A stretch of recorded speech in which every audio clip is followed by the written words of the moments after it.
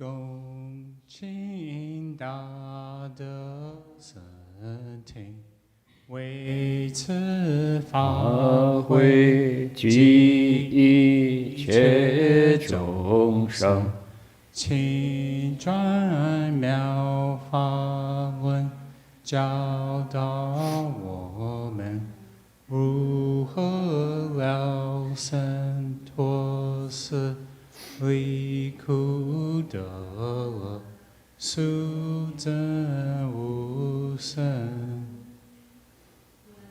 Will the Sangha with great virtue, out of compassion, for the sake of this assembly and all living beings, please turn the wonderful Dharma wheel to teach us how to leave suffering and attain bliss and end birth and death, and quickly realize non-birth. Namo tassa bhagavato arahato samma sambuddhassa. Namo tassa bhagavato arahato samma sambuddhassa. Homage to the blessed, noble, and perfectly enlightened one. Homage to the blessed, noble, and perfectly enlightened one. Namo sadanto suchedoye alahadi samyao samputoshe. Namo sadanto suchedoye alahadi samyao samputoshe. 无上甚深微妙法，百千万劫难遭遇。我今见闻得受持，愿解如来真实义。Supreme and wondrous Dharma, subtle and profound, rarely is encountered even in billions of eons. But now we see and hear it and accept it reverently. May we truly understand the Buddha's actual meaning. 好的，师父上人，各位师兄，大家阿弥陀佛。Venerable Master, Dharma friends, good evening. Welcome to our Sutra lecture. Jerry, I am a tiny portion of the frame with our new camera. Do we want to zoom in a little tighter? We don't need to see the whole stage. We're working with a new a new old video setup and a new old audio setup. I think better. Yeah, a little more. So, otherwise, there's lots of dead space on both sides that nothing's going to happen there. All right. Welcome, everyone. 欢迎大家. Today is Saturday, May 7th. That's a little too tight. There we go. There we go. My name is Heng, and we are here at Berkeley Buddhist Monastery, Berkeley Lecture Hall, here in Berkeley, California. We're going to embark on our weekly investigation of the Flower Garland Sutra. And boy, oh boy, tonight's section of the Sutra is incredible text. Glad you're here with us to investigate. 欢迎大家了. In Australia, it is Sunday, the 18th of May, and we certainly appreciate the work of the volunteers who are taking the quality of the audio just changed. Did you hear? Maybe it's my hearing aids. Who knows?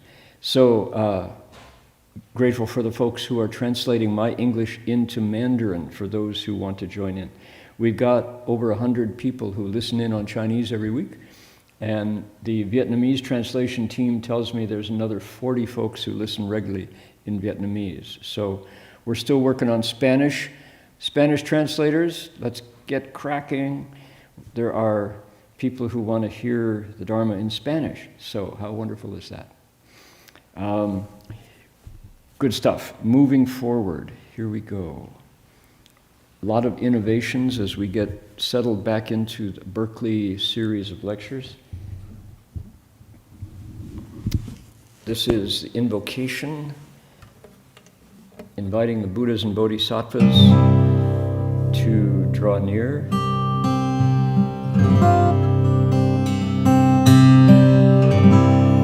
And the text is on the screen. You're invited to put your palms together and see how it sounds if you want to try doing the invocation. If you're happier with English, the translation is right there below, so jump in. By the way, as we get started, I noticed that we only have a few cushions, and there are people coming in. Somebody want to bestir themselves and add more cushions and seating spaces behind? People don't have anywhere to sit, and there's big stacks of cushions. Over here, we've got 3 bowing benches, which, and we're going to need some more chairs, too. Whoever set up the hall quit too soon. We need to prepare for those who are still coming. So, Billy, you want to add a couple more lines here? Make sure all the bowing benches are out and available in the back there. Thank you. Oh, let's see. We don't need the bowing benches, do we? This is not a ceremony. It's a lecture. We need more zabuton. Zabuton onegaishimasu. Dozo yoroshiku onegaishimasu. Okay, thank you. And I think we probably will need more chairs for folks who are... we can add a line right here, actually. Just extend it over one. Instead of in the back, there's no more room in the back. Just bring it all the way down to the front. So Jason is sitting in row 3 instead of row 2. There we go, yeah. All right. Thank you for that. Women's side 2, add a line so that there's, yeah. Otherwise, people come in and they don't know where to sit. There's no place for them.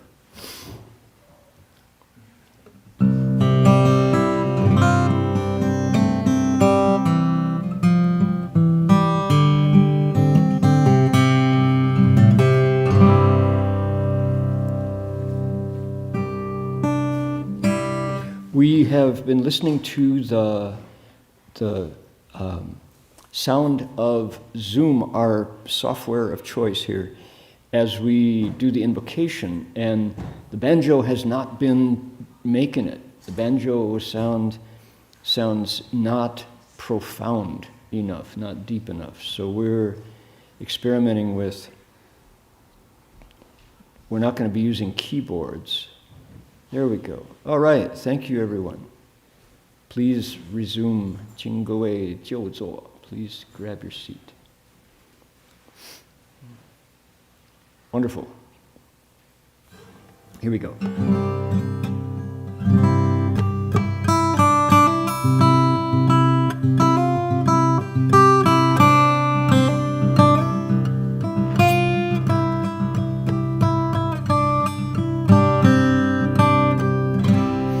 Namo Dharma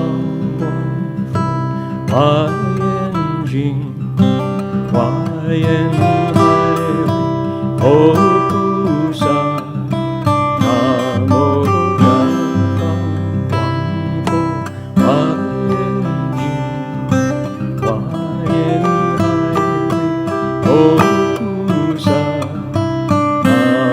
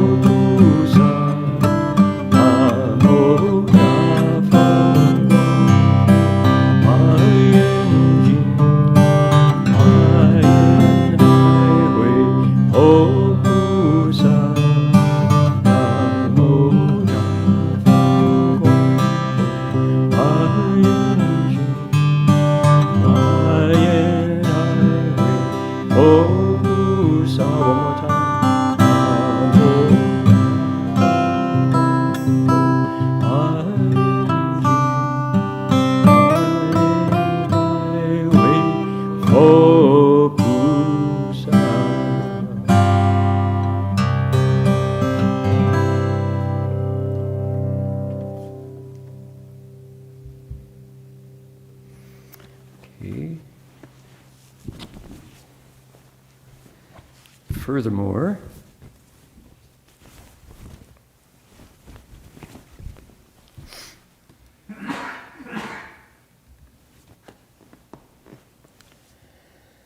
we would like to acknowledge the Chochechno Ohlone people who practice spiritual connections to the earth and to all creation here on their ancestral land in the Bay Area for tens of thousands of years.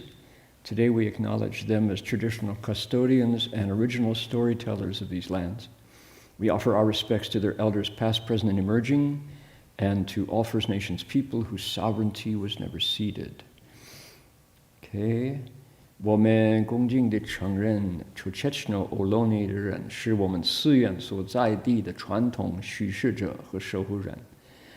我们向过去、现在和未来的长者们致敬，并且从来没有放弃主权的第一民族的原住民也致敬。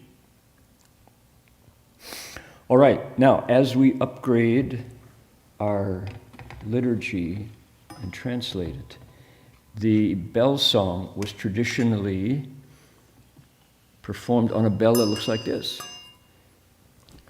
This is very much like the one that Master Hua used on his Dharma seat at Gold Mountain Monastery. So we found one, and it doesn't have the long ringing resonance of a Chan bell, and it doesn't have the sharp, high-pitched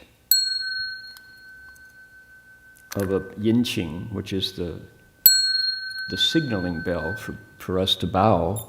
That's what that's used for, bringing the whole group together and up and down and up. It's got a very different pitch. I want to make sure, okay, my original sound is on. It sounds like this. It's a non-resonant ring. Quickly decays, but it's a settling sound. So here's how it works.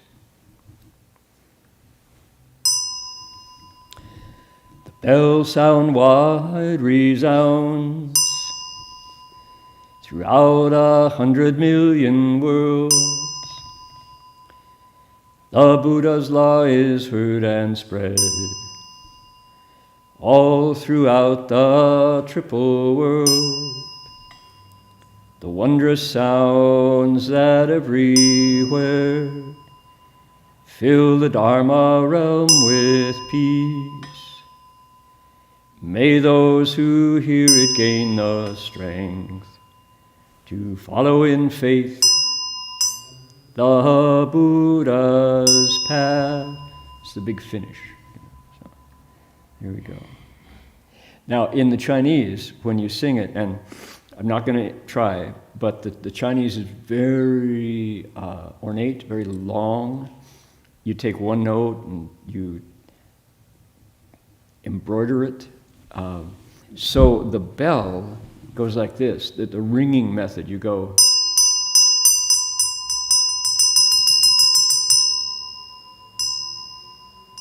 Do that 3 times and then finish with like that. So it decays quickly, because if you had a long resonant bell that rings on for minutes, it would be very hard to listen to because you keep interfering with your own resonance. So that's why this is a quick decaying bell. But it sounds very lovely, and it calls us to attention. And we say, 众生传3000界内，佛法让万亿国中，共训其法界和平，利益报他若后得。 Here we go. Let's see here.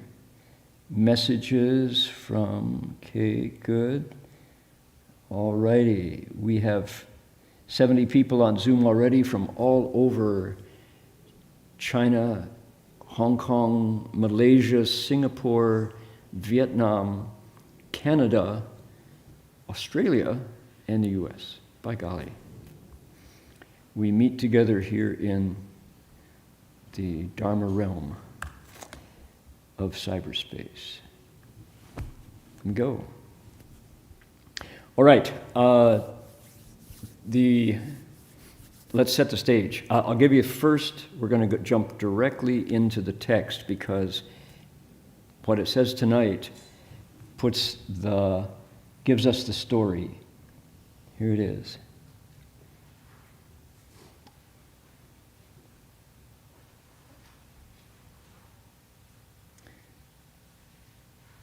Okay, I'll give you a line and you give it back to me. You can practice your Chinese. Here we go.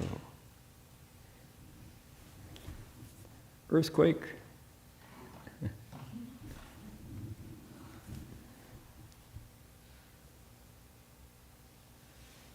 our tech team is talking to each other on WeChat and making adjustments.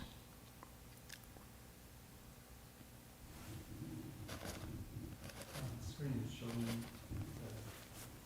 the national video. 怎么说呢？ On YouTube, the national video.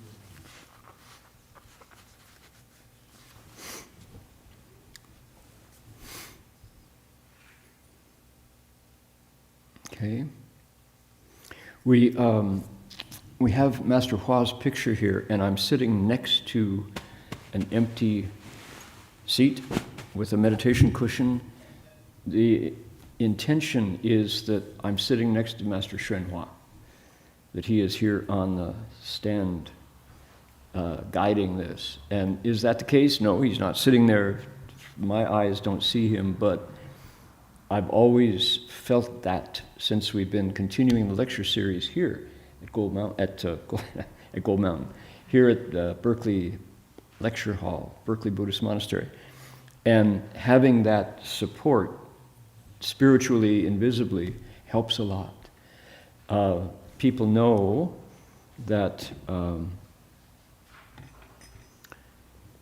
there was the prediction of the big earthquake. The earthquake that was going to end San Francisco should have happened, but was predicted to happen back in the 60s and 70s.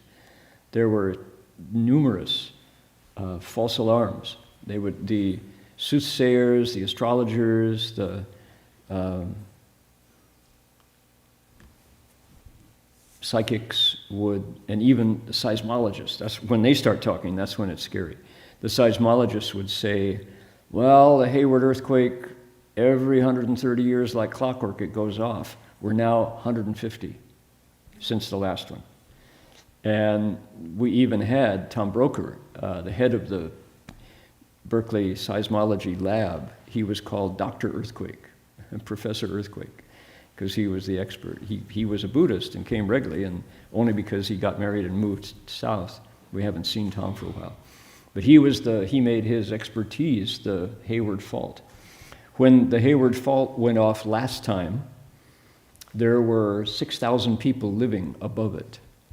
Currently, there are 600,000 from Hayward all the way up through the UC Berkeley football stadium, right directly under it. If you want to see the Hayward Fault, look at Euclid Avenue, go to North Campus and past the Brood Awakening coffee shop, and that's the Hayward Fault. One of our dear faculty, staff of Dharma Realm Buddhist University retired and has a house on Euclid Avenue, and go down to the basement and the walls are like, because the last time Anyway, so people said to Master Hua, there's a book called Patterns of Prophecy by a journalist, Richard Vaughn is his name. Don't recall his first name. He published this book in 1973 in the Bay Area. Patterns of Prophecy. He tracked all of the predictions about the Bay Area, and many. This is a place of great spiritual fervor. And he said, I have come to Gold Mountain Monastery because the predictions of the next major earthquake have been so widespread and people can't understand why it hasn't happened. He said, I have come to interview with the teacher, the Venerable Chan Master Hua, he said, because his predictions are not that the earthquake can't happen, but that we won't permit it to happen. He said, I am here now in America turning the Dharma wheel, 转大法轮. He said, the Tianlong Babu, the Fo Pusa, the Buddhas and Bodhisattvas and the gods, dragons, and Eightfold Pantheon will not allow this Avatamsaka Dharma assembly to fall into the Pacific Ocean. That's why as long as we keep turning the Dharma wheel, we're safe. So now, flash forward to 2025, am I making that say? No, I don't dare make a prediction like that, but I will say, because we appreciate So I left my story too quickly. Alan Bond, I think his name was, the author of Patterns of Prophecy, said, he said, is Master Xuanhua claiming that he's keeping the earthquake away? He said he won't make that claim, but I will say there are a lot of people who regularly tune in to see if Master Xuanhua is still there because they know that he's their insurance policy. So, one moment, please. Here we go.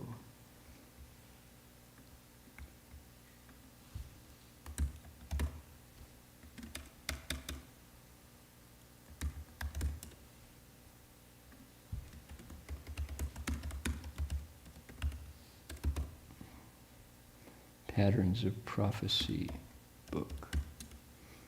See if it's still there. James Harrison. There it is, right there. Alan Bond, correct. That's the book where the guy comes to interview Master Hua about the earthquake. I've got a copy upstairs. And he says people pay attention to Shifu for that reason. So anyway, we continue to keep the Dharma wheel turning, not because we aspire to keep earthquakes away. Of course we do, and an earthquake would be, now with the population of the Bay Area, catastrophic. But because we like to investigate the sutras, and especially keeping up with the story of Sudana, because here we are, what's going on? Follow me. Are we ready? I'll give you a line. 见次游行有12年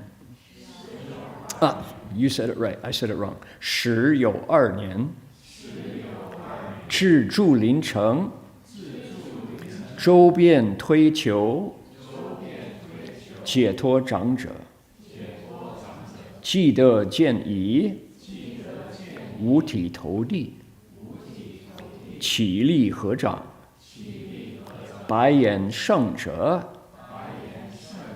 我今得于 善知识会 使我获得广大善利 Okay, excellent. We ready? Read with me together, unison. Different mouths, a single sound. Here we go. He continued his pilgrimage, traveling for a period of 12 years until he arrived at the city Home Grove. He sought everywhere for the elder liberation. When he found him, Sudana prostrated his 5 limbs to the ground, stood up, put his palms together, and said, ready, take a breath, Venerable sage, now that I have come face to face with a good advisor, I obtain vast benefits. Stop. We didn't do the 何以故. Okay. So, yes, indeed. Last couple weeks, we were running through this long list of what was happening in the mind of our pilgrim, our hero, because he did what?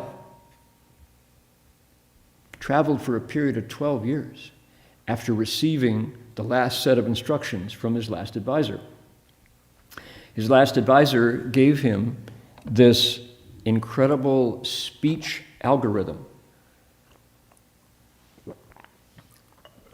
called the Wondrous Sound Dharani.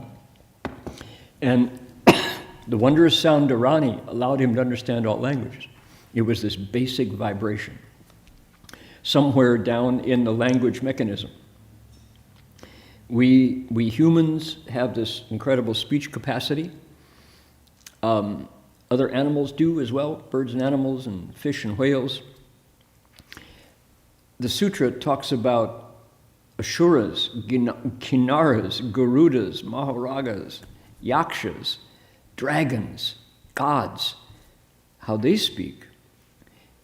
With this algorithm that he got from his teacher, Sudana can now understand their words. what does that do to you if suddenly you can understand everything? What does that do? What was it? Something passed through my ear today where someone said he showed up and he heard all of these different languages. For example, today is voting day in Poland, and Jinwei Shi, our bhikshu staff bhikshu, along with Jinchuan Shi, Jinwei Shi went to vote today in the Polish election. Not to Poland, no, he's still here. He went to San Francisco to the Polish club. It's not the consulate has moved to LA. They consolidated their consulate outreach. But there's a Polish club that's been in the Mission on 22nd Street in the Mission for 100 years. They've been there, this house. So that's where the Polish folks go to cast a ballot overseas for the Polish elections. And he mentioned that when he stepped in, he heard everybody speaking Polish and how happy he was to hear Polish being spoken, including by some temp workers who were here for a job in Stockton and drove all the way to San Francisco to cast their ballot, right? So imagine that function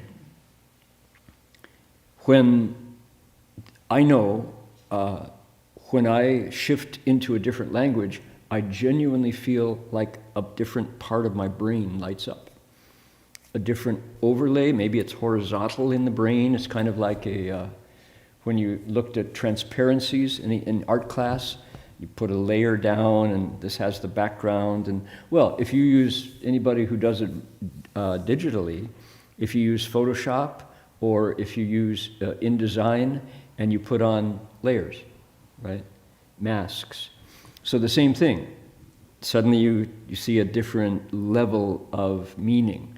So when we speak language, if you listen to how many of my Chinese friends say when they go home, mom speaks Hokkien, and it's the family, or I go visit back in Fujian and I'm listening to, Minnanhua, and I just, I hear those sounds and it takes me about 3 days and I'm up to speed. I can understand and speak. And then you come back home and nobody's speaking it and it goes to sleep. So imagine if you had this key suddenly, not only can you understand human languages, but you're understanding what the gods are saying. Because why? You've evoked that potential in your own mind. It was always there. That software, that algorithm was always there, but you never booted it up. You didn't send the electricity into it so that those meaning units could accrue, right? But now you can. What does that do to you as you walk around? Suddenly, all this stuff is happening in your mind. It took him 12 years to adjust. Took him 12 years to absorb it so that he could get through the day and still function. But now that he's learned this new way of walking, this new way that he can process all of the input coming in spontaneously to his mind because of his ability now to hear and understand, he's ready for his next teacher. So, he continued his pilgrimage, traveling for a period of 12 years. He arrived at Zhulin, Home Grove, and he started looking for the teacher whom he was pointed towards. It was an elder, Zhangzhe. An elder, I don't have my list. There is, 5 qualities of an elder or 10? There's a list of what makes a Zhangzhe, an elder, and it's not age. Can be age. His body is old, but it's much more things like gets respect, is calming, has experience. It's that qualities. So who is the elder in your family, in your workplace? It's not necessarily the oldest person around, but sometimes it is. We talk about wise women. some granny who is in her, the Jungian archetype, it's the crone phase. Nothing gets past her, and when she talks, everybody listens. There was a wonderful sketch on TV years ago, I recall. It was a classroom, and like a third grade classroom in an inner city. And the young aspiring teacher tried to get all the students to listen to her, and nobody did. The classroom was utter chaos. Children, everybody sit straight, okay? You know, and they're like, and spitballs start flying, and people are sitting talking to their neighbors, right? And then Mrs. Johnson shows up from the principal's office. Mrs. Johnson goes in and raises her eyebrow. She goes like that, and everybody's like, right? Mrs. Johnson had that stuff. She's an elder, and you just know when Doug Powers has that ability with 18-year-olds. When he shows in the class, looks around, everybody's like, "We're ready, Mr. Powers. You know, teach us." So that's an elder. So elder liberation is the guy. He's here. He's the one who Sudana has been looking for. And what happens? Sudana comes in front of him, and here is the phrase. This is our method. It's called Wu Ti To Di. Let me check that out. 5, 1, 2, 3, 4, 5, the number. Ti, limbs, in this case body. 5 pieces of the body. To, throw. Like toqiu is a pitcher in baseball. Somebody who throws what? Di, to the ground. 5 limbs thrown to the ground. Not particularly thrown, but the idea is down you go. You prostrate yourself, and this is our style of bowing, wuti toti. When people say, "Oh, what kind of bowing do you Buddhists, do you Mahayana, the Chinese Buddhists, what do you do?" All right, this is a very interesting study, and it occurred to me that I might ask Jin Chuan to stand up and demonstrate, but I thought better of it, because look at how comfortable he is there with these. He's taking notes. I didn't want to disturb it. Besides, the camera, we have to turn the camera, so it would be wasted. But frequently, we call on Jin Chuan to stand in the middle and demonstrate. Every time there's precepts, he's the model for how you do this. Okay, so what is involved? Wuti To Di is you bow first your knees, then your hands, then your head. So when you're down, you got your knees down, your elbows are down, your hands turn over, and your head is there between. So the 5, the wuti, are 2 knees, 2 hands, and the head.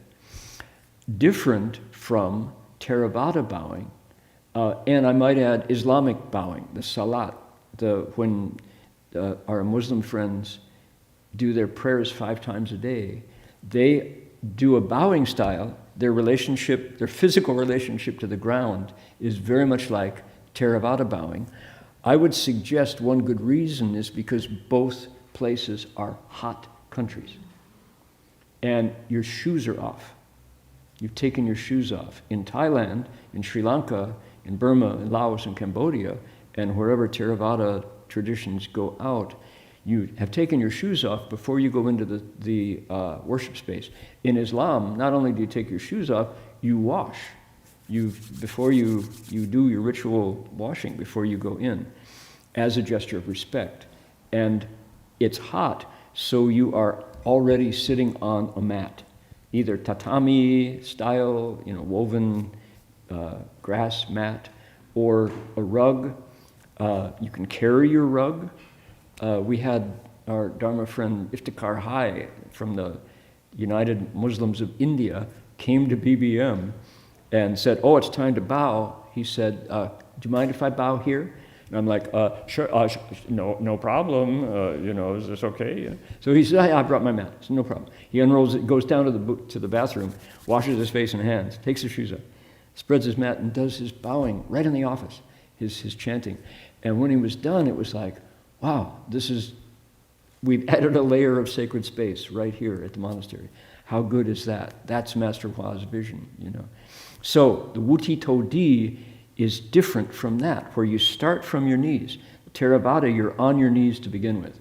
Islamic bowing, you're on your knees to begin with. So then you go down.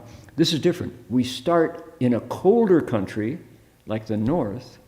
We're standing from our feet. We're bowing not to the mat. We're bowing to a bench, a bowing bench, which is raised off the floor because people wear their shoes into the Buddha hall in China.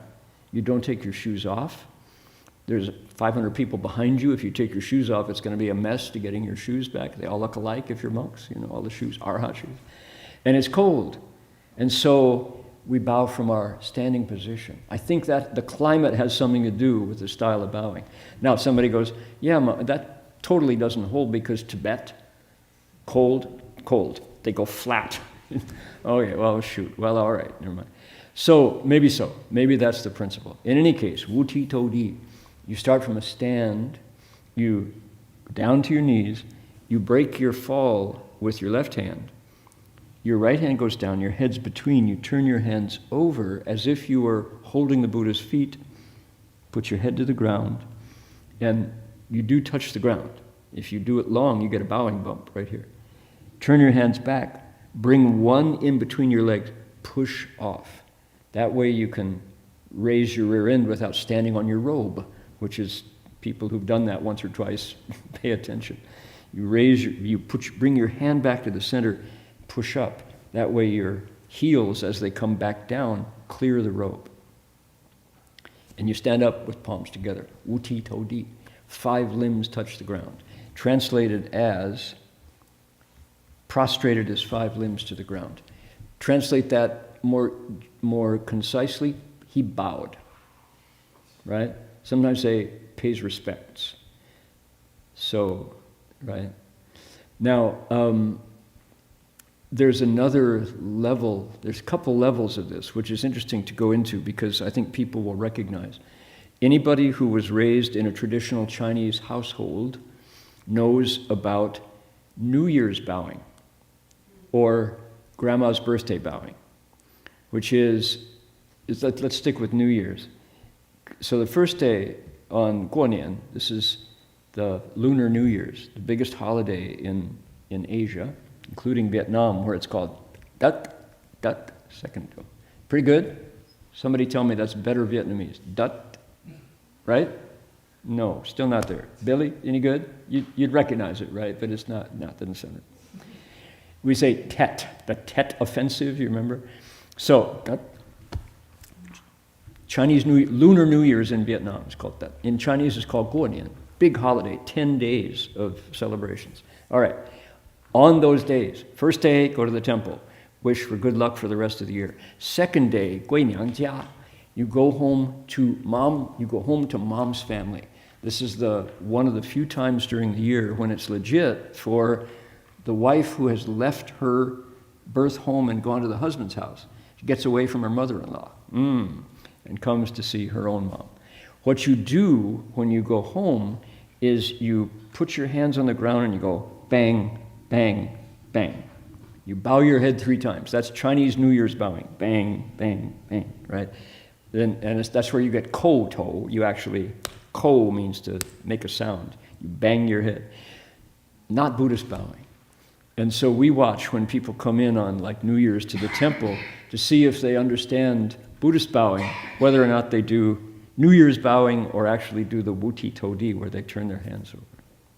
And this is also, moms bring their kid into the temple, and the kid's looking around, and mom goes, bow! She takes her hand on the back of the kid's head and pushes his head to the ground. You've seen that one, right? Maybe you remember that from having your head. We go, don't do that. He'll never want to come back, right? They associate being humbled physically. It's not. You put your heart down as you put your body down. So, interesting relationships here. There's another subtlety which I appreciate. When we have the refuge ceremony, Gui taking refuge in Buddha, Dharma, and Sangha, people, it may be one of the first times that the refugee, the person who's taking refuge, has actually come face to face with a ceremony that focuses on them. They're not just following the family. I am coming to take refuge. And they look around and they watch how everybody, and say, bow to your teacher. Oh, okay, you put down. Many people watch what they do with their feet. Newcomers who haven't been taught, who haven't seen Jin Chuan Shi demonstrate, right? What do? They step down into their bow. They go down on one knee and then bend their feet under, and then bring their foot back out, step up and push off like that. It's a way extra effort because they have stepped into their bow. And what we say is, no, actually what you do is you don't move your feet. You simply go down onto your knees, catch your fall, your momentum with your hand, your other hand, and your head. Push back. Don't move your feet. And when they see that, it's like, oh, that's so much more economical, because you don't have to move your feet at all. So these are subtleties in the Wuti To Di.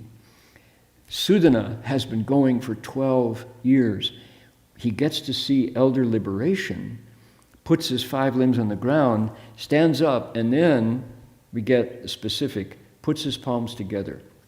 And this is the pose that we most often see Sudana depicted in imagery. Sudana of artists everywhere looks like this. I know, I'm in the wrong. Here we go. Here is Sudana. Like that. There he is. Here's our kid. Seen from the back. And he's got his palms together. He's bowed and he's stood up. And he's looking at elder liberation. There he is. Okay, we need to close these. There we go. All right. There he is. Now, we're going to get more into the iconography here, what's going on in this picture. These things are emanating from the individual seated here who also has his palms together. So Sudana's got his palms together, Elder Liberation's got his palms together. And there are all these scenes. Look, here's a scene from the hells, here's the heavens, here's the Buddhas, etc. Now, what's going on? I wanted to share this now, and we'll come back to this as we continue our investigation of teacher number 6, Elder Liberation. Because why? Here's the poem from Fo Guo Chan Shi.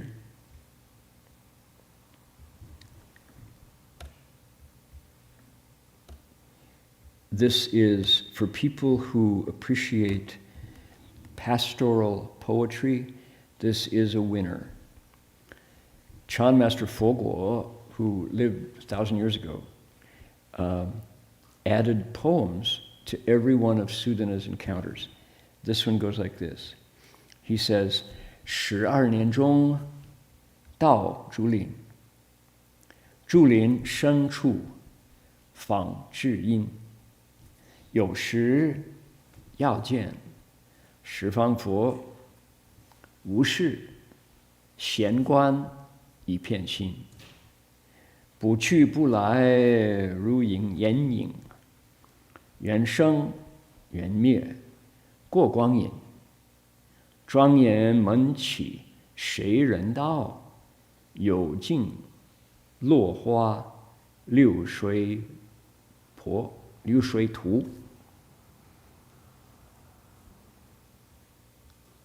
Okay. After 12 years, I arrived at Home Grove. Deep within this grove, I've come to visit one who knows my sound. When he has time, he beholds the 10 directions Buddhas. When there's nothing to do, he contemplates his mind at leisure. With no going, no coming, like a mirage, like a reflection. Conditions arise and dissipate, and time passes by. The door of adornment is opened. Who has come? Secluded pathway, falling flowers, deep flowing waters. Isn't that good? There's just this feeling of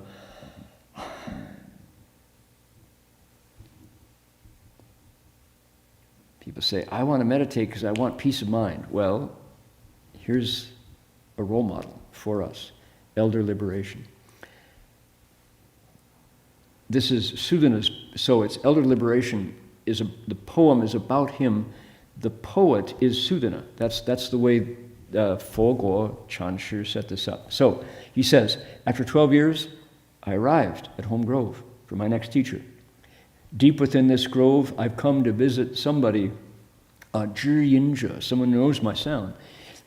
That's the pure Chinglish Buddhist code to know your sound. It means a bosom buddy, a soulmate, someone who, with no effort, gets you, and vice versa. When he has time, he beholds the Buddhas of all 10 directions. When nothing else to do, he just watches his own mind. He's a cultivator. There's no going, there's no coming. It's just like a mirage, like a reflection. This is a profound line. That's what these Avatamsaka states of mind, they say, are like. They're real, but they're real like a Netflix video on your screen. You just hit the button and it's all gone. Hit the button again and it's back. It's like, is it real? Well, I was crying when, boy loses girl, boy finds girl, when Harry met Sally, and they make up on the Empire State Building, it's like, oh, this is so wonderful.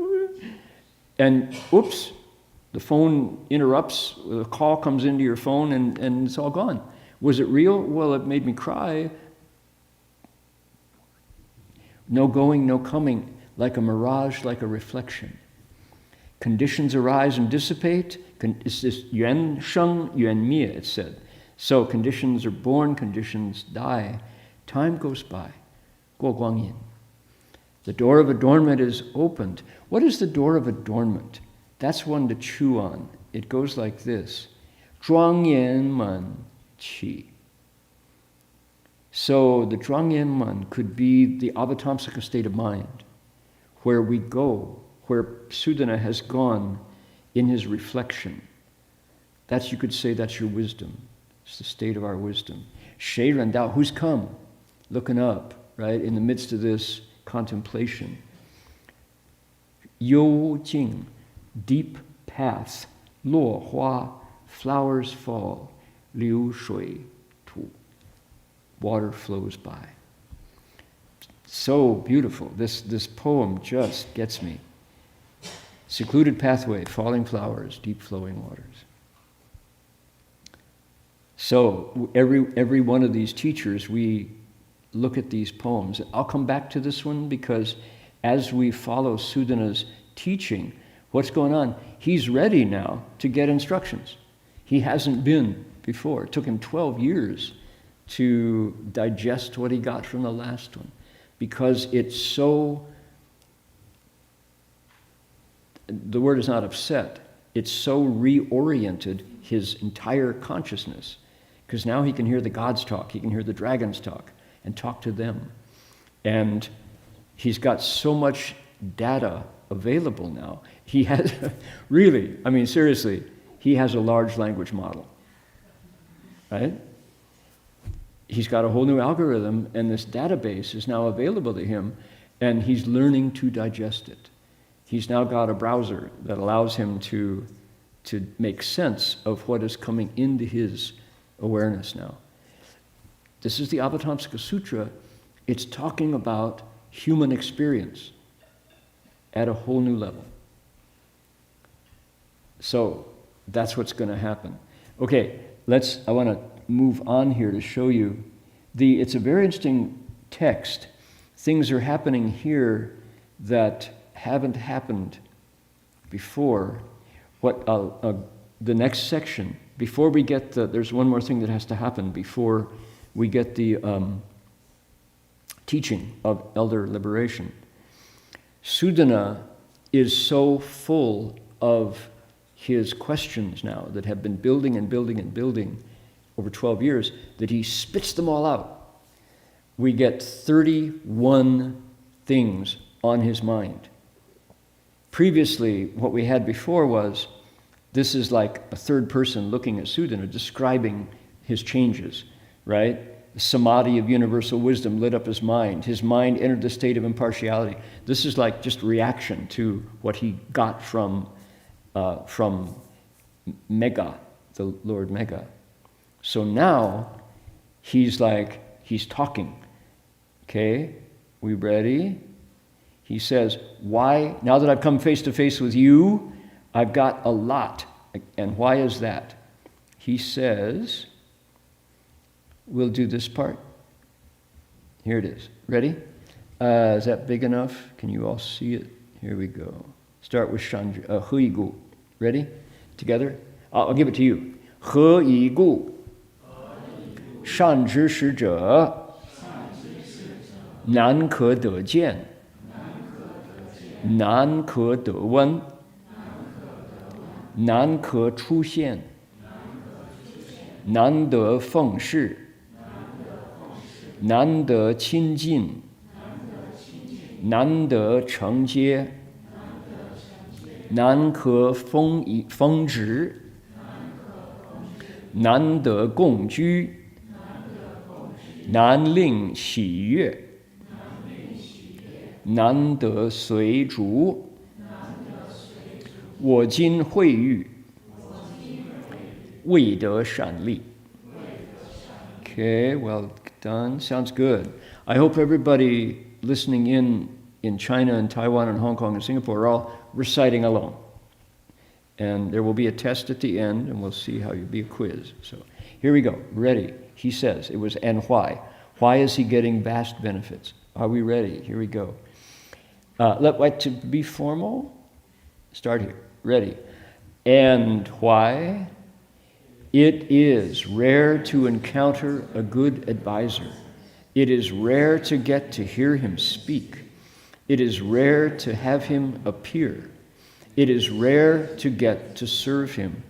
It is rare to get to draw near to him. It is rare to welcome him.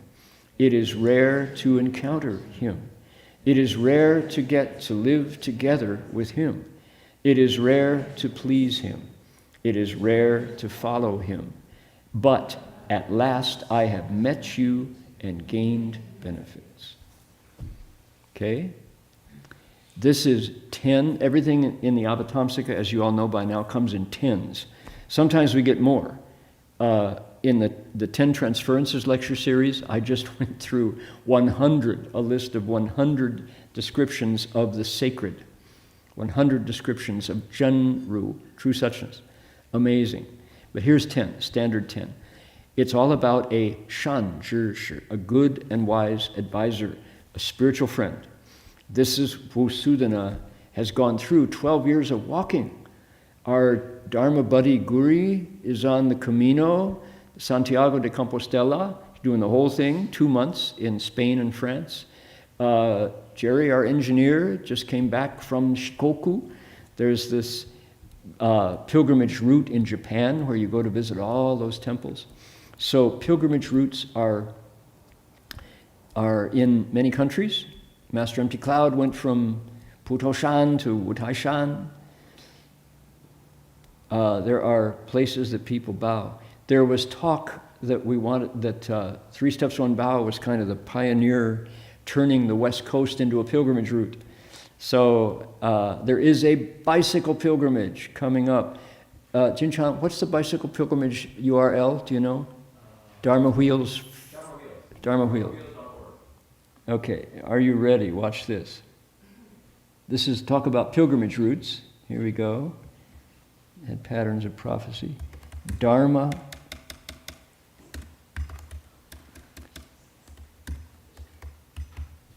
Dharma Wheels. .net.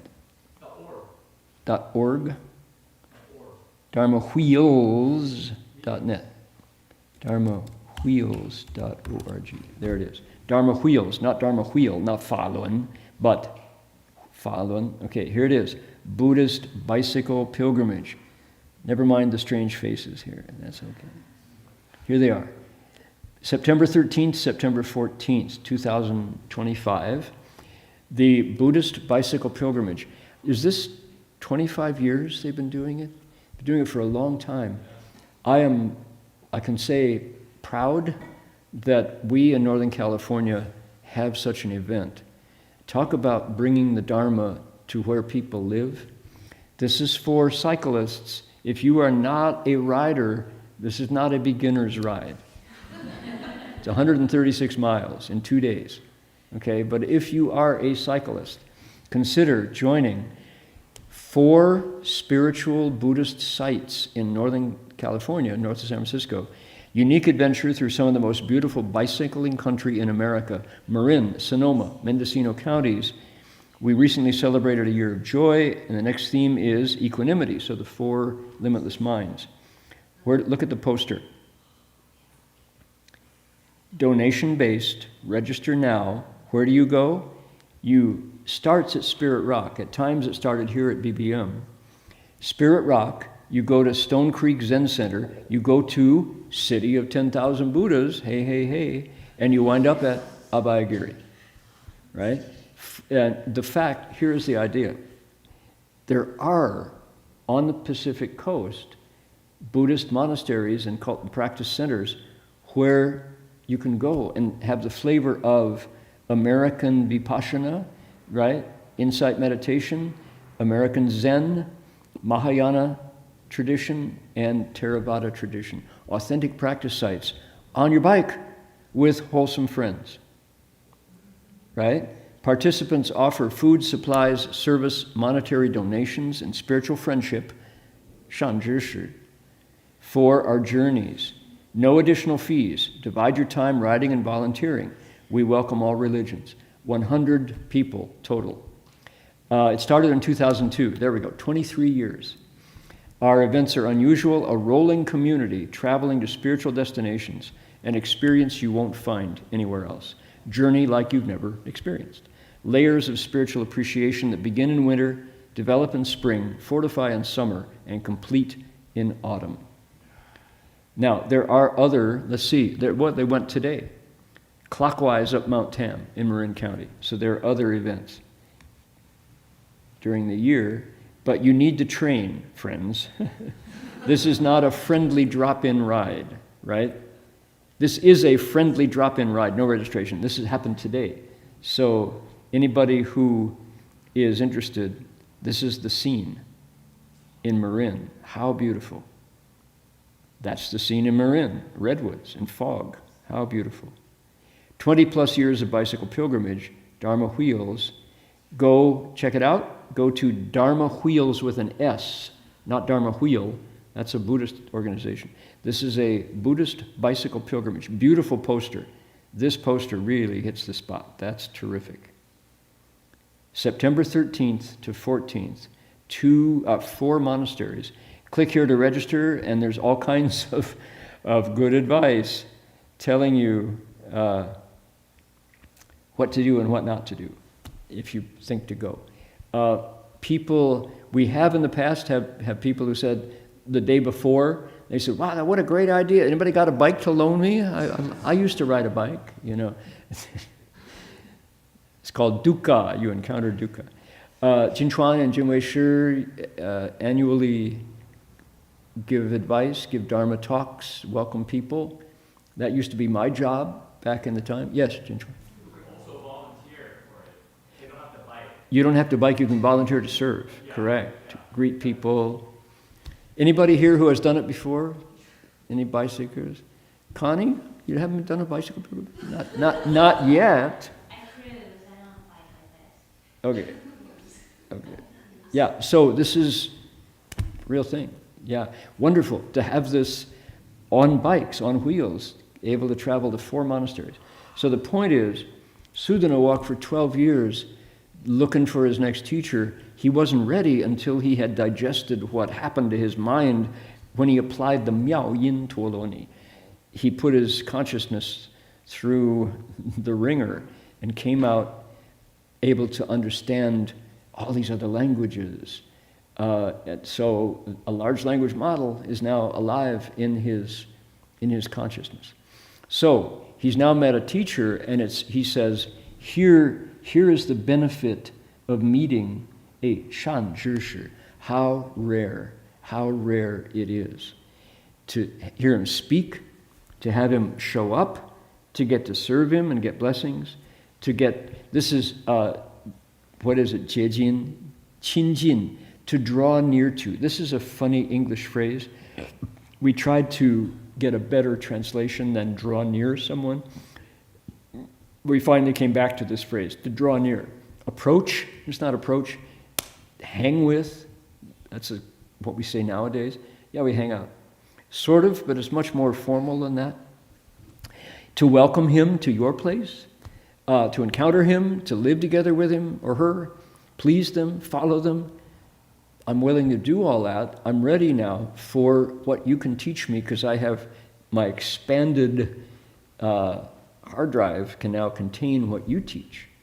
So the sutra gives us this very human experience of saying, I just heard some Dharma, it blew my mind. I'm not ready for more because I'm working with what I got. It's it's so interesting as Buddhism comes to the West. We here in the Mahayana do this, wow, 84,000 Dharma doors. All right, everybody, we're going to recite the Buddha's name, then we're going to sit, then we're going to walk, and then we're going to bow, then we're going to repent, then we're going to request, then we're going to, the Samattabhadra's 10 vows, the 10 vows, right? I taught at Spirit Rock some years back, the family program, and had a chance to talk to one of the guys who was there with his kids and his wife, and he came up and he said, yeah, he said, I came over today because, I was reading a Buddhist book, and I got to that first noble truth where it says all conditioned things lead to suffering when they fall apart. He says, that's so true. I've been chewing on that for weeks. The first of four noble truths was enough for this guy to stop him. He's like, yeah, it's so true. Is there more? I don't think I need more. I'm just thinking about that, Everything that comes together falls apart. Yeah, I get it. Sudana took 12 years to absorb what he learned. He wasn't ready for more because he hadn't digested it. So now he has met this good and wise advisor, and he knows how rare it is. Here's an example. He says, I've met you, I've gained benefits. What's coming up next? He says, Venerable Sage, I have made the Bodhi resolve. That's his answer to the question that every teacher asks him. What follows next? 31 reasons why. 31 reasons why Sudana made the Bodhi resolve. That's what's next. He is just, I don't want to say spitting out, he's just fire hose of him explaining what happened to him, what he has gone through.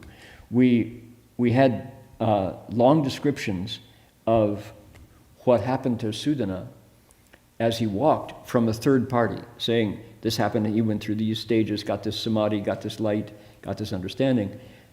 Next we hear from Sudana, and he just says, I made the Bodhi resolve, and I'm holding this thing that is so important for me, what I want to do with this next. Very cool. All right, I wanted to describe an experience about a Zhi Yinja. So yesterday, down at Redwood Vihara, we welcomed Father Cyprian Concilio, who is they call him the prior. The prior means abbot of Northern California's largest Benedictine monastery. It's on the Big Sur coast. You go through Monterey, you go through Carmel, hit Highway 1, go south. Is it 20 miles south of Monterey on Highway 1 in Big Sur. And you turn up and go up the mountain, you go to New Camaldoli. It is a Benedictine community originally built for Thomas Merton, if anybody knows Roman Catholic luminaries of the 20th century. Merton never set foot in it. He flew over it on his way to Thailand. Somebody pointed, it's down there. They saw the coast, they saw the ocean. He said, oh, he looked out the plane window, went to Thailand, and then unfortunately passed away in Thailand, in a monastery. Long story there. But even though Merton didn't inhabit New Camaldoli, it's this beautiful Benedictine community that has been through lots of changes. We have a deep connection to Camaldoli. We've attended conferences there. I was invited to speak for a week about Guanyin Bodhisattva there, connecting Guanyin to the Blessed Virgin, to Mother Mary. And many of the Camaldolese monks have come to Berkeley because they have a sister house here in Berkeley called Incarnation Monastery. So this is the other California branch of the Camaldolese Benedictines. Cyprian was their abbot for 10 years. He has now concluded his time as prior there. And he and I have been musical partners for years, and more correctly to say I'm his student in all things musical. Yesterday, he came to Redwood Vihara for the first time. Jin Chuan Shi, Jin Wei Shi, and I got to talk with him and Nipun Metta of Service Space. So we had a wonderful gathering. Then last night, we went to Old St. Mary's in Santa Cruz, the big Catholic church up on the bluff. It's one of the tallest structures in Santa Cruz. And got to hear Cyprian do a musical concert of his newest songs. He is a prolific singer and composer of Catholic and other inspired music, and not only Catholic. Some people know that Cyprian took my dedication of merit and repurposed it as Compassionate and Wise and named an entire album after that song. Cyprian and I signed the letter that we wrote to Lorena McKennett asking permission to use her melody for dedication of merit. So I really prefer his version. My version, played on the 12-string, is kind of very square and straightforward, and he plays Compassionate and Wise with a kalimba in the background. Very nice, and it's got a much more evocative beat.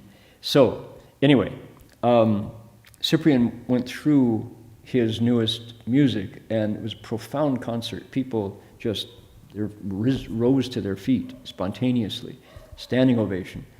And he welcomed us into his Sangha Shantivanam community. Cyprian, was it 10 years ago, 10 or 20, 20 years ago, created Sangha Shantivanam, where he takes the Roman Catholics in the Santa Cruz Archdiocese and exposes them to the Bhagavad Gita, exposes them to the Tao Te Ching, exposes them to the Heart Sutra, to meditation, to the Puranas, to the Mahabharata, to Islamic texts, and to complement their deep roots in Catholic faith. And it's so wonderful to see all these people, all these, California Roman Catholics who totally embody Master Xuanhua's vision for interfaith. Just amazing to have them say, oh yeah, well, I was doing Zazen the other morning and just the Spirit of Jesus filled my heart. You go, right, there you go. That's what we're looking for. It's not everywhere that that's possible, that people are able to appreciate the wisdom of other traditions without feeling it a threat, without feeling that somehow they have to go bow and repent because they read the Tao Te Ching that morning, or memorized a Chan poem, And this is the benefit of a zhi yin zhe, one who knows your sound. So I wanted to also point out here, for those people who might want to know what Cyprian's music sound like, here's how you do it. Go to dharmaradio.org. Here it is. Oh, who's that? That's Master Shrenhua. Go to dharmaradio.org, do a good deed, however you describe it, whatever it might be. Tell us what you did in that good deed, and then pick from your choice of rewards. Spirit in the Cave of the Heart, that's Father Cyprian's music. 3 of his songs that he gave to us as a reward for people who do good deeds. There it is, right? Spirit in the Cave of the Heart, grant us your peace. There it is right there. And I should have cued this in advance, but let's see if I can't find it. Cyprian, Concilio, here we are. A spirit in the cave of the heart. Let's see here. Look at all his albums. Beyond and Before Me, Awake at Last, Ecstasis, Hermit, Preacher, Wanderer, Hare Yeshu. Let's see, this is the one we want. Let's see here.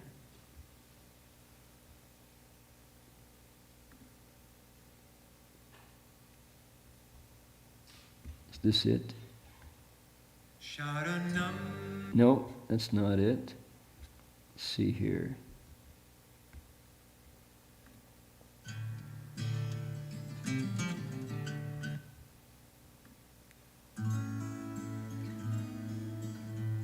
I think it's this one.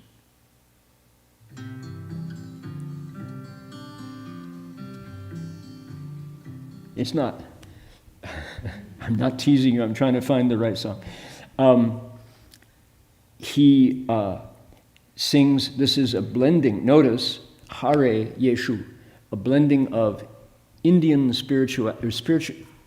Catholic spirituality based in India, absorbing the traditions of the sannyasin, the wanderer, just like who? Just like Sudana, wandering. But in their heart, they are devotees of Yeshu, of Jesus, right? So Cyprian has blended all these incredible, here is the album called Awakening, one of my favorites. Here is the Song of Luke, which I gave to my mother for her birthday, and she, although Catholic things tend to not go down well if you're a Methodist churchwoman, she loved it. She said, I share this with my Methodist friends. Arise, well done, faithful servant, the ground we share. And there's a new one coming out, which is being printed now, which was the music we heard last night. So this is truly a good and wise advisor who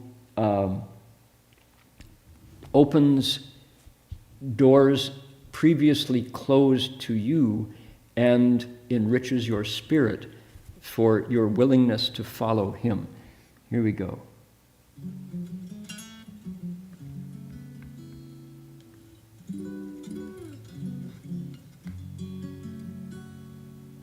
Not that one. Compassionate and wise. Okay, what I'll tell you is, go do a good deed. Tell us what it was. Give us your name, your country. You have to say, what is 1 + 1? You have to give us that answer. Type that in. That way we know you're a human, not a bot. And then submit your post, and you get your choice. Cyprian, you have 3 songs. Fantastic. Now, stories. Then we get to read your story. Let's see here. Came to know this website after watching Dharma talk by Venerable Heng Shi at Singapore Buddhist Lodge. Had to watch all the talks by Venerable Hope to attend in person at next Dharma talk at SBL. Let's see here. Chanting and bowing for hours to send peace to the Middle East. That's a good deed. We will happily give you music there. As I was observing my mind, I realized negative, judgmental, fearful self sometimes takes charge, especially towards people who have brought pain to my life. The loss turns into pain. Being abused leads to hatred, Every encounter creates suffering. So I sincerely transfer merits daily to those who created these afflictions in my mind, these affiliations in my mind. Also admitting the fact that some people in my life don't treat themselves compassionately, so they couldn't treat others compassionately. I will try to brighten my mind till I have enough capacity to brighten the minds of others. Bravo! Send them music, right?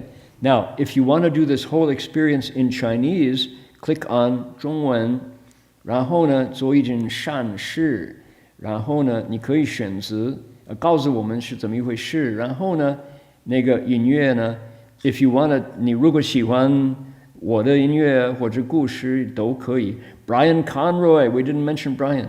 Brian has recordings and stories and music here as well. So, and here are the stories. Let's see. 跟朋友分享了最近读地藏经的一些体会。善。Okay, there you go. How about that? Okay, time to look at Sam has been patiently pasting and translating questions.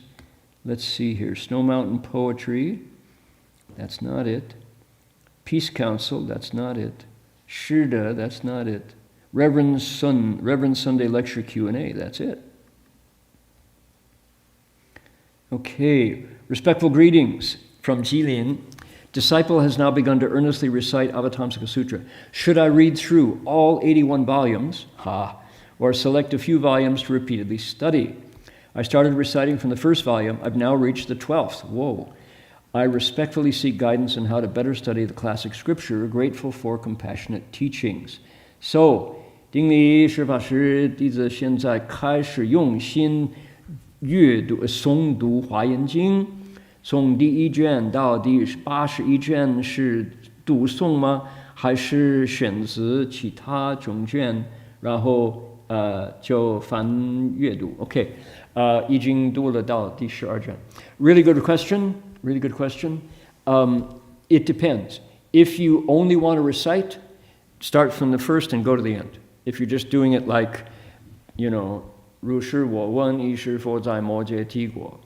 Start from the beginning and go all the way through. Tremendous experience. I bowed to each character. I went really slow. 如 bow, 是 bow, 我 bow, 闻 bow. You can go at your own pace. If you do it the way they do formally at City of 10,000 Buddhas every year, you go at a bup, bup, bup, bup with the wooden fish pace. At the end of a Jen, you recite the Avatamsaka alphabet. And it takes 21 days to go that way, but you have to do it all day.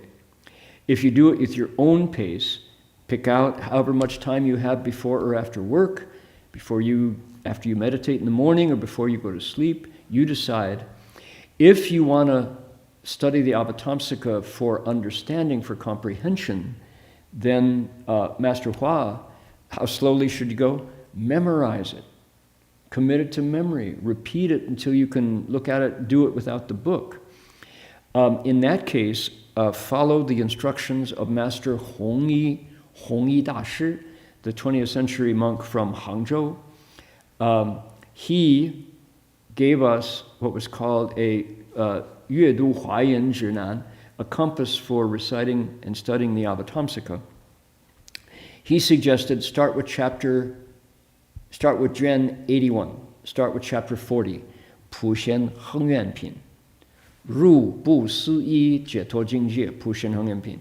Entering or merging with the inconceivable liberated state of Samantabhadra Bodhisattva's practices and vows. It's the last chapter. It's very brief. And he says, and Master Changguan says, this is the key to unlocking the entire sutra. You want to understand the whole sutra, start with Pushen Heng Pin. Okay? He says if you go next, you want another one? He says go to the Jing Heng Pin, pure conduct, purifying practices chapter. If you want more, go to the Fan Heng Pin, the Brahma practices chapter. Then the 10 stages chapter. Then the 10 practices chapter. He says this is the way to go. If you start to study with chapter 1, you have to have a lot of fortitude, because why? It's a list of bodhisattvas, all the directions they come from, the praises they make of the Buddha, where they sit, the offerings they make. Then Samantabhadra comes on the scene and gives us directions throughout the entire Dharma realm. Oh, to the northwest there's a land that's named, here's a world seed that's named, you know. It's hard to get through that without real samadhi. When you get to chapter 13, bodhisattvas arrive. That's when it really starts to get more interesting. So, depends on your interests. So that's my answer. If you want to just recite, start at chapter 1. If you want to comprehend, go to chapter 40. Start there. Reverend, how do we practice? Bodhisattva practices. How do you practice giving paramita? When giving food to homeless, help their hunger, they want money instead. They ask for more money. The money I give them isn't enough. There's someone else said next morning they stopped by the homeless residence. There were needles on the ground. So when I don't give them, I feel sorry. I can only temporarily help pass their hunger. Sometimes I don't know how they use the money. How do we practice compassion and wisdom according to the right Dharma? Thank you for answering the question. Good question. You are not the only person to see that quandary, that conundrum, that problem there, which is what? People who are homeless often become homeless because their money goes to addictions. Many people who have been through warfare, vets, military veterans, are unable to process the horror that they witnessed, and they turn to drugs or alcohol to help them survive instead of committing suicide. And there are the drugs available on the street are so addictive that you only have to taste it once or twice and you find yourself in its thrall. All your money goes there. Homeless, you lose your house. So, if you give them money, are you increasing the addiction, continuing the addiction? Often, obviously. So, what do you do in Berkeley? The retailers, the shop owners, the business owners, the city council saw the problem and created what they called SCRIP, S-K-R-I-P, S-C-R-I-P. SCRIP is you go to a participating retailer, go to a participating shop, hand them $10, they give you tickets. Script is a piece of paper. You go out, you hand it to the homeless person. He or she can take it to the participating store and trade it in for food, vegetables, Kleenexes, Band-Aids, things that do not support the addiction but support their lives. That system is compassion in action, but you have to get everybody together to do it. And the homeless folks know where they can trade in this ticket for what they can use. And if the conditions are right, they say, thank you for that. My experience, I've told this story a lot. We had a bakery across the street from us in Burlingame at ITI, where I lived. And they had lots of extra bread every day. They couldn't sell it. They would put it in a black plastic bag and bring it over to the monastery. When I came, as I was doing my dissertation, I traveled across the bay, got off at the downtown Berkeley BART, and immediately, spare change, spare change. I handed people bread from my plastic bag, and I thought, wow, this is good. I get to sustain their lives, do some giving of my own. Often they went, I don't want that shit. Right? It's like, ooh, I thought I was giving you something you could really use. And it's like, no, man, I'm not hungry. And so it was like shock, right? Whoa, I was rejected. I went through all these feelings, oh, geez, ungrateful, blah, blah, blah. And then I realized that giving, how a bodhisattva would expediently give is according to need. What did these folks need most? A kind word, recognition of their humanity, and a connection. So I stopped carrying bags of bread. I would carry a couple loaves in my book bag, just in case. But I would come by, spare change. Hey, I don't have money. I'm a monk, but you know what? I'd be happy to pray for you, give you a blessing. What do you think? Really? Oh, yeah. Okay, thank you. Right? Most people, when they walk by homeless folks, spit on them, kick them out of the way, curse them, ignore them, deny them their humanity, and are very incompassionate. It's like, get out of my way, filth, right? If instead you look at someone's eyes and give them a minute and say, how's it going? I noticed that your leg was bleeding and cut yesterday. I brought some bandages just in case. Do you need some disinfectant? You know? Oh, really? Oh, yeah, thanks, man. Somebody tried to take my dog, and the dog got excited and bit me yesterday. My own dog, I couldn't believe it, but I got to keep him, you know. It's like, yeah, oh, man, it's tough, huh? Well, things will be better today, right? Just be kind, give them a kind word, move on. And that is worth more than money, worth more than script, worth more than bread to the folks that I met. And that was 对机, right? According to conditions.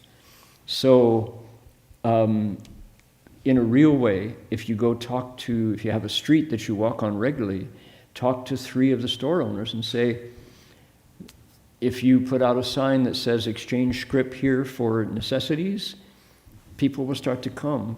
I'll give you the money, you give me the ticket. I'll give the ticket to the homeless person. They give you the ticket, you give them food, not drugs. One more. Dear Dharma Master, how can the Shurangama mantra be used for healing illnesses? Not recommended. Try again. Who says? Did you hear anybody tell you the Shurangama mantra was healing illnesses? I didn't. So I don't. The answer is Great Compassion Mantra. However, this Great Compassion Mantra comes from Guanyin. That's the one. Shurangama Mantra, many uses, not healing in particular. If you know how to use it, of course you can use it for healing illness. It's not its main purpose. Great Compassion Mantra can be used for healing illness, but man, oh man, learn it well. And you have to, the Shifu said, it's used for healing illnesses, not recommended. Right? Why? Do you see the causes and conditions of the illness? Are you a medical person? We have our nurse contingent who has come tonight. Yay! Here tonight. Medical professionals who are trained. Those are the folks. If they combine their medical skills with the Great Compassion Mantra or the Medicine Buddha Mantra, if you can recite Namo Ami Dopoye, I'm sorry, my mistake. Which language? Sanskrit, Chinese, English. Om Namo Bhagavate Baisaja Guru. That's Namo Boche Fadi. That's the 7th of the 10 small mantras, Medicine Buddha's mantra, specifically for healing illnesses. Okay, try that. But Shifu would say, if you carelessly go around trying to heal illnesses, are you for sure you're not going to get the sickness brought to you? Suppose the person is supposed to be sick because it's the retribution for the things they did. Do you know? That sounds so discompassionate. Sure. The point is, you don't know. So recite, dedicate merit to them. Let Guanyin, let Medicine Buddha do the healing. Keep the mantra going. Heal yourself with the mantra. Then any word you speak will be a mantra to heal others. But if you carelessly lie to your spouse or to your partner and then recite the mantra 1,000,000 times on the weekend, probably less effective. Okay, one more. People are saying, I'm not going to ask him a question. He never answers. Okay, we're going to try our best. Amitabha Buddha. This is from Nanjing. With deepest respect to the teacher, my question is, every time I recite the Great Compassion Mantra for an extended period, didn't we do this last time, Sam? I lose my temper. In recent months, I hesitate to chant Great Compassion Mantra too much. When I recite the Shurangama Mantra, maybe more people have this problem. This sounds like a familiar question. When I recite the Shurangama, this doesn't happen. What's the reason for this? I humbly request your compassionate guidance. We have all these wonderful questions about mantras because why? They promise power. We want our Dharma practice to be effective, don't we? I want to get something out of it. Otherwise it just seems like maybe I shouldn't be wasting I'd rather go bowling. Maybe I'd rather, take my kids on a picnic or something. So you can go bowling and go on a picnic and recite the mantra, but we were confused about mantras. And it seems it promises power and results from your cultivation. This is time well used. Well, yeah, and certainly I came into it. I wanted to get enlightened. That's why I practiced Zazen. Sit there until your zafu, your meditation cushion breaks, seeking to get enlightened, right? Get wisdom. So to say one mantra causes temper and the other doesn't, nah. No, look at your mind. Maybe, why? It's because you think the Great Compassion mantra is shorter, so you should be getting more benefits, and when you don't, it's like, damn it, waste of time. This mantra is a bunch of, I love Shurangama, now that, I don't get angry, because why? Because you haven't memorized it yet. You're still working on it. You recite, let's see, was that the third hui or the fourth hui? Pito yesha chanto yami jila yami boli bala jeja chili dam pito yet. It's like, right?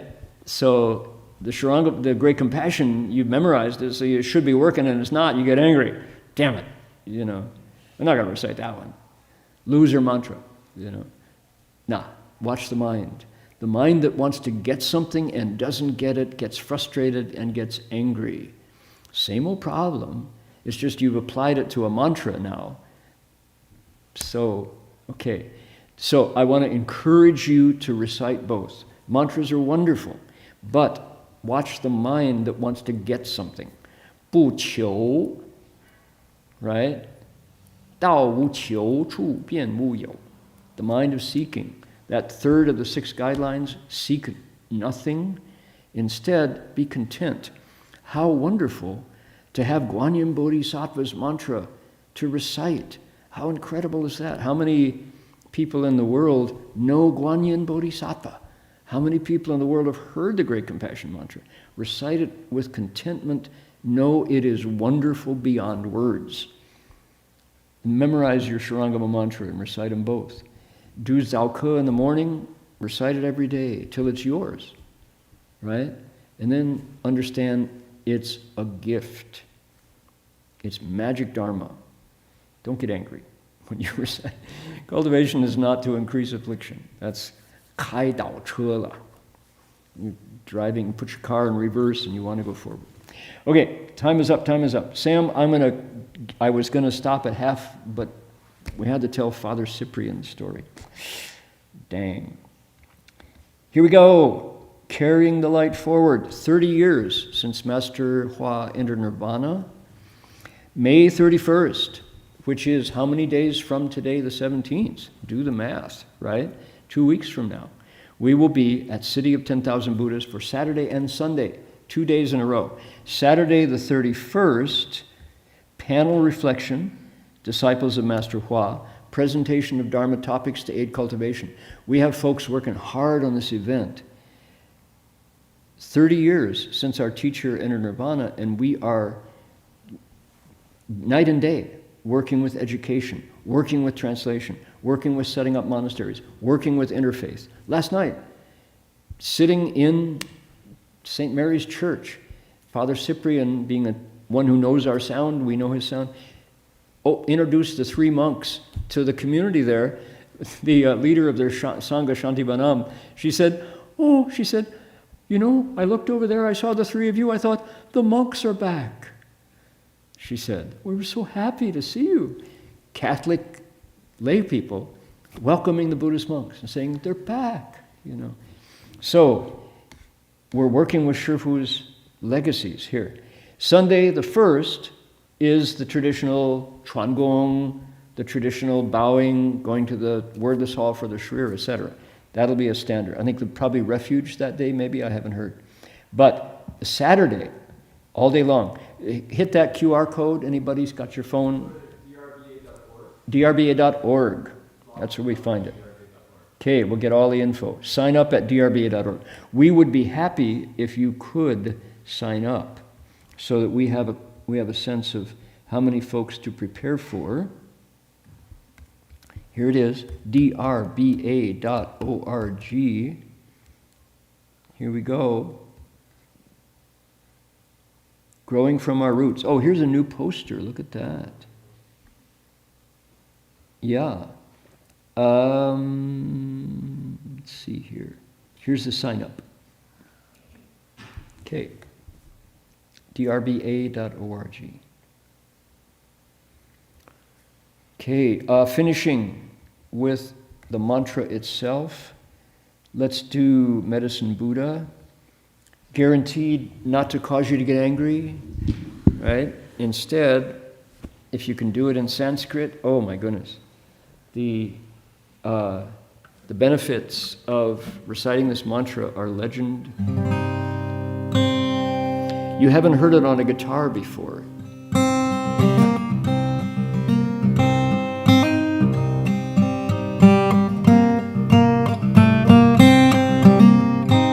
Make a wish, send it out for healing, no anger. Here we go. Om Namo Bhagavate Vasaja Vajurya Prabharajaya Atatataya Arahate Samyak Sambuddhaya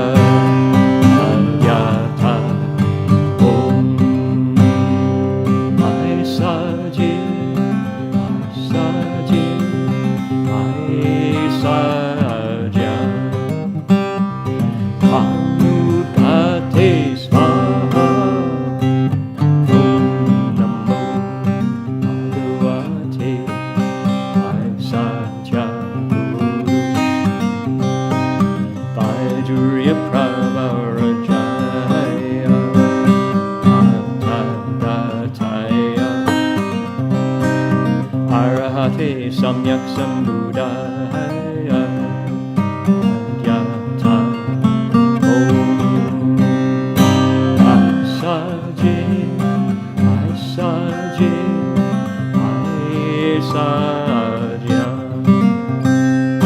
Samugate Swaha Om Namo Bhagavate Vasaja Prabharajaya Atatataya Arahate Samyak Sambuddhaya Adyata Om Saji Saji Aisaja Samugate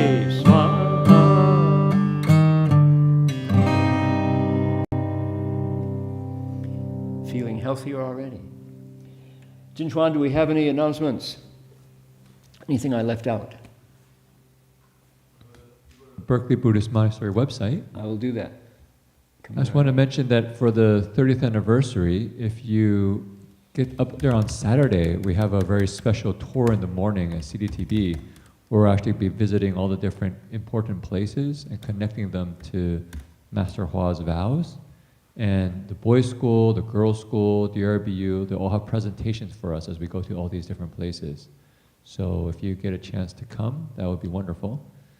I can say, just above, it says, we're actually starting morning meditations here. One of our long-term meditators, Ben, will be doing every morning 6:15 to 7:15 in the morning. So if you can come around 6:10, that's a good time. He'll open the door, let you in. Notice in the picture it's only women. Guys, you're also welcome. Yeah. And then evenings we have it every day. So if you go down, We have the Yucaya Book Fair that just happened. So we'll By the way, how was it? Was it good? A lot of people came.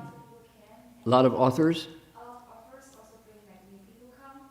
So we have many people from the local community. Yeah. We also have people who are like originally connected with CBD. But we also have people who are connected with the office. So we have good combination of everybody. So it's pretty successful one. So I didn't get that. It's a pretty successful one. Pretty successful. Pretty So successful. at the Ukiah Valley Kids Book Fair, lots of people came, lots of newcomers who'd never been there before, and lots of people connected to the many, many authors of kids' books who came. I wanted to go for the kids' books. I wanted to, because I really love kids' literature. And we had so many authors there. There was a book swap. The dances, did the lion dance and the taiko and all went well? Yeah, that Was it good? was It's going to be an annual. Next year they're going to say, we want that again. So, yeah, great. Okay, glad to hear it. 加油,各位,功德无量.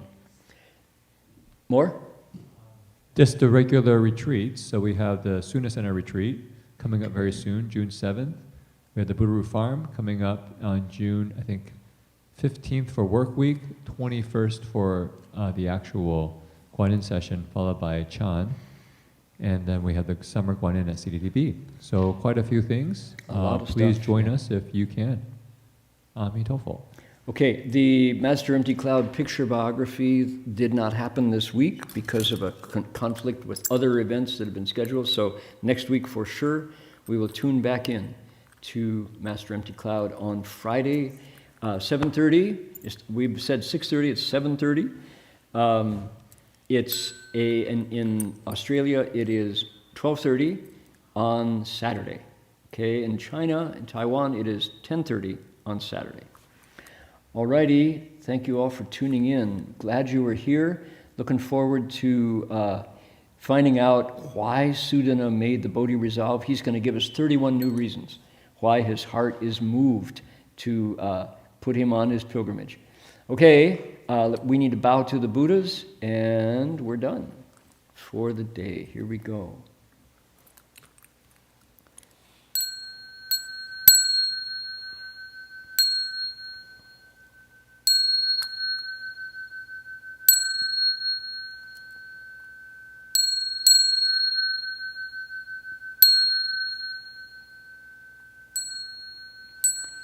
Bow in respect to the Venerable Master.